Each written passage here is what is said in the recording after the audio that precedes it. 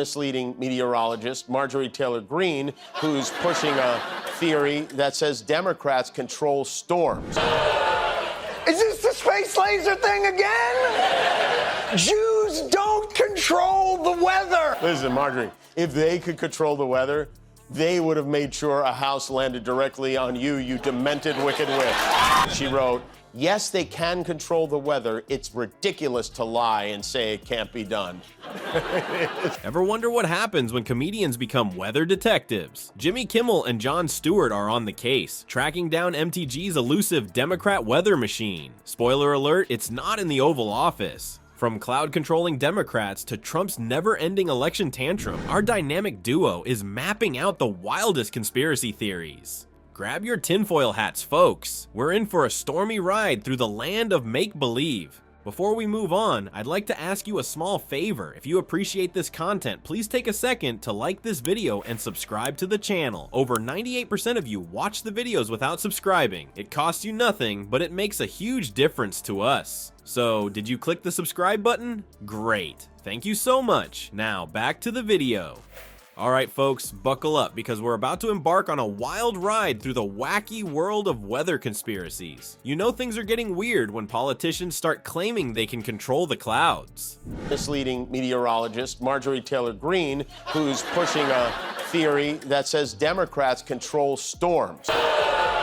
Is this the space laser thing again? Jews don't control the weather. She wrote, yes, they can control the weather. It's ridiculous to lie and say it can't be done. I mean, come on. If Democrats could really manipulate the weather, don't you think they'd make every election day a perfect sunny 72 degrees? But here we are with Marjorie Taylor Greene insisting that the Dems have their hands on some sort of secret weather machine. Jimmy Kimmel and Jon Stewart, our intrepid comedy investigators, couldn't resist diving into this rabbit hole of ridiculousness. They grabbed their detective hats and umbrellas, ready to chase down this storm of stupidity. First stop on their quest, Nancy Pelosi's office. Spoiler alert, no weather machine there, just a bunch of confused staffers wondering why two comedians were rummaging through the file cabinets. Sorry folks, Kimmel probably said, we're just looking for the Democrats' secret cloud control device. You know, the one that apparently controls Congress and the Cumulus?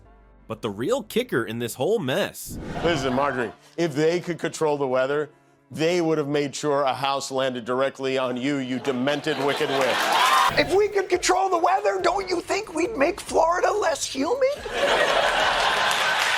Marjorie is upset because a hurricane ripped the sleeves off all her shirts, and meteorologists are getting death threats from conspiracy nuts who think weather forecasts are part of some grand political scheme. Imagine that, your local weatherman, public enemy number one. Kimmel summed it up perfectly when he said, conspiracy theorists are now threatening meteorologists with death. I mean, what's next? Blaming your dentist for global warming because they use fluoride. As our comedy duo continued their search through every nook and cranny in DC, the absurdity of the situation just kept growing. They probably checked behind the Lincoln Memorial, under the desks in the Senate chamber, and even in the White House Rose Garden. Still no sign of that elusive weather machine. She posted a map she finds suspicious. It shows the path of Hurricane Helene laid over an electoral map. Struggled mightily as her body rejected the unity theme, as though it were transplanted like a monkey. She says proves the government intentionally sent a hurricane to Republican voting districts, which is mysterious. In the end, Kimmel nailed it when he said the only thing Democrats can't seem to control is Marjorie Taylor Greene's wild imagination. He even gave us a special forecast, 100% chance of dumb with scattered moments of crazy. Now that's a prediction I can get behind. But wait, there's more. Our fearless investigators aren't done yet. They've caught wind of another outrageous claim, and they're ready to chase it down like a tornado chaser after a big storm. What could possibly top a secret weather machine? Well, in the world of political conspiracies, the sky's the limit. Or is it? Stay tuned, folks, because this rabbit hole is about to get a whole lot deeper. And even more mysterious, when you lay a map of Bojangles Cajun fried chicken restaurants over the hurricane map. 6. Now watch what happens when you take the middle 3 letters in Bojangles and add the number 6. Family is using Jewish space lasers to direct the hurricanes to destroy President Trump's beloved Cajun fried chicken. Well, folks, it looks like our comedy sleuths have stumbled onto something even nuttier than weather machines. Remember when the craziest thing in politics was a politician flip-flopping on an issue? Those were the good old days. Now we've got a former president who thinks he's stuck in some kind of election Groundhog Day, waking up every morning and yelling, "We did win this election," like a rooster with a megaphone. Jimmy Kimmel and Jon Stewart, our intrepid investigators, decided to take on the challenge of explaining the 2020 election results to Trump. Kimmel said it's about as easy as teaching a cat to do taxes. Can you imagine that? A cat with a little green visor pawing at a calculator? Still probably more productive than trying to change Trump's mind. Stewart, not to be outdone, compared it to telling a kid the tooth fairy isn't real. But let's be honest, at least the kid eventually grows up and accepts reality. Trump, he's like that uncle who still believes professional wrestling is real and refuses to hear otherwise. Lazy irresponsible because you can't spell the word Bojangles without bagels. You've done it again, Marge. You cracked this conspiracy wide open. Our comedy duo brought in experts with charts, graphs, and even a puppet show to explain how elections work. They probably thought, hey, if Sesame Street can teach kids about numbers, maybe we can teach Trump about vote counting. Spoiler alert, Big Bird might have had better luck. But Trump wasn't having any of it. He responded by tweeting in all caps, probably thinking the bigger the letters, the truer the statement. Kimmel and Stewart considered teaching him about the caps lock key next, but decided that might be too advanced.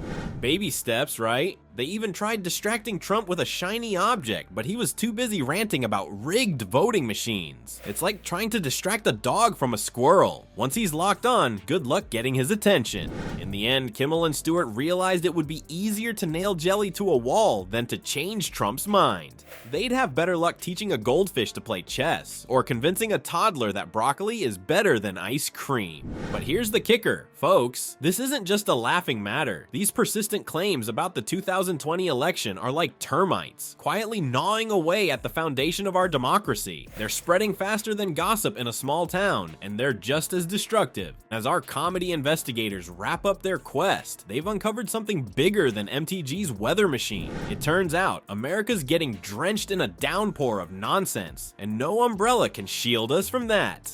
But don't worry, folks. Kimmel and Stewart have got a secret weapon against this storm of stupidity: laughter. You see, chuckling at political satire isn't just good for your funny bone. It's like a workout for your brain. As Jimmy Kimmel wisely put it, critical thinking is your umbrella against the downpour of nonsense in the forecast of life. So next time you hear some bonkers claim about secret Democratic cloud control or rigged voting machines, remember to pack your sense of humor along with your BS detector. Just because Grumpy Trumpy keeps yelling about something doesn't make it true. So stay dry out there, America, and keep those critical thinking skills sharp.